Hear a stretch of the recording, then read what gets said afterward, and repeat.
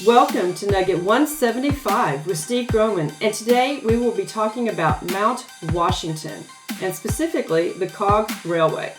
Ride the world's first mountain climbing cog railway as it chugs up some of the steepest railway tracks in existence. The 3-hour, 3-mile journey carries passengers skyward on an unforgettable trip. These steam locomotives have operated for over 152 years. A small area of the summit is owned by the railway, and it is used as the upper terminus of the track. The Mount Washington Cog Railway was built in 1869 with toothed cog gears and rack rails with tilted boilers on the cog's engines. The cog is reached 6 miles off Base Road in Bretton Wood. A bit pricey, it is a once-in-a-lifetime thing to do, and we started our day 6 miles down Base Road to meet our friend David Clifford. David's been a friend of ours for over 25 years, and he works for the Cog Railway, and so we wanted to interview him. Yeah, he actually has have a rather unique position. I guess one of only maybe a handful, maybe just a couple of guys that do the same thing, where you are a machinist, right, for the Mount Washington Cog Railway. That's right. And there aren't many cog railways in the first place, and only a couple of them, as I understand, in this country. That's right. There's only 2 in the United States, us and the ones out at Pikes Peak in Colorado. I'm assuming they have a machinist up there, too, or two, but you're the only one up here, essentially. Yeah. Well, we have one other gentleman who has been with the COG for 35 or so years. His name's Joey, and he has done an outstanding job of keeping the steam engines alive for this long. And he's fitting to retire here pretty soon, and I'm taking over his position. And I feel very privileged to be a part of this organization. Yeah, I would assume Historic. so. It is indeed American historic. history. It is. Big-time American history. It is. It started immediately following the Civil War. It was built by Civil War veterans. Wow. Nice. I think is quite fascinating is the fact that they laid 3+ miles of track by hand up Mount Washington, up these intense grades in a matter of 3 years. Before it was cleared for a track. Yeah, they built it by hand in Wow. 3 years, which is, considering the weather, that's no small feat. You don't go up there from November to April almost.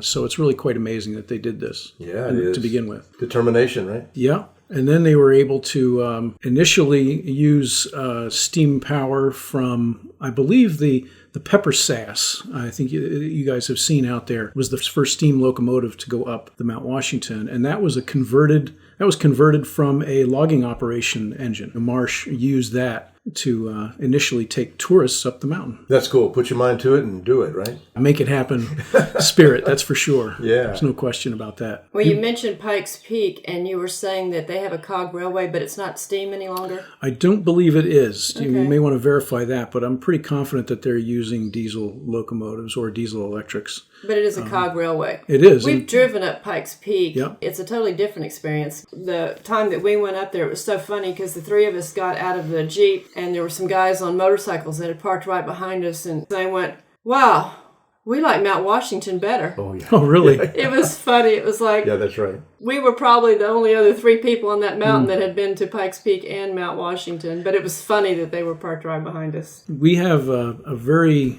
large elevation gain in a very short distance. I suspect that we're a little steeper than they are. I think they have more elevation gain overall, but they spread it out over several more miles. We want to talk today about your job as a machinist. Can you describe what a machinist is? Because I'm not sure that everybody knows what that even is, and we want to let everybody know what a machinist does. Machinists were instrumental in the development of this country as a whole after the Industrial Revolution. Ironically enough, the steam engine powered a lot of that Industrial Revolution that took place in the early 1800s. With the development of steam power, we were able to get away from water wheels and things like that, which can transmit power but are relatively inefficient. The steam engine is way more efficient at creating and converting power into a rotary motion.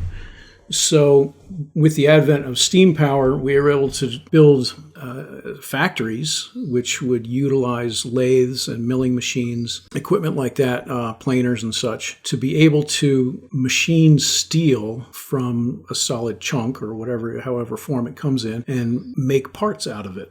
and to be able to make parts that are consistently repeatable or the same. You couldn't have had the Civil War turn out the way it did if we weren't able to outfit the armies involved with firearms that had repeatable parts or mass-produced parts that were interchangeable. Once the interchangeable part was developed, it changed the face of the world. Absolutely. You didn't have to have everything custom built. So rifle barrels had to be rifle barrels.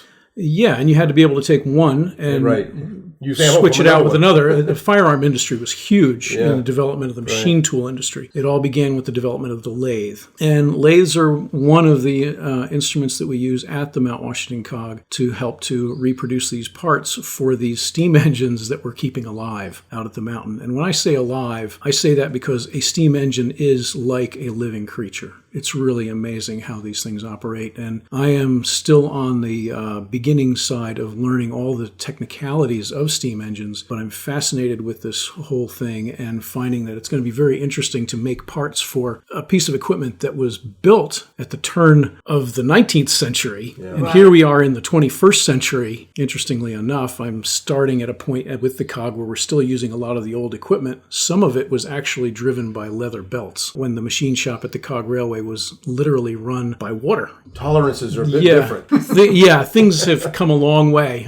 We've just purchased our first CNC machine, which is computer numerical control machine. So we are able to now be able to take things from a 3D model off of the computer, and now we're able to manufacture parts using modern technologies, which is wonderful. Well, I want to back up just a little bit. How long have you been a machinist? I've been involved in machine work since right out of high school, which is over 35 years. What is the coolest thing that you've ever machined? Oh, boy. I'd say for sheer cool factor, I would say a simple lever that was used in one of the space shuttles. That's probably one of the coolest things. Yeah. Also, I've manufactured some relatively small frame-like parts that were used in the Hubble Space Telescope. Okay. I thought that was pretty cool. So I've done a little bit of aerospace work. I've made parts for dragsters, for automobile industries. I've made injection molds. Worked in that industry for quite some time. Anything from telephone jacks to... There's a lot of cool stuff. But anything that's made out of steel has to be machined?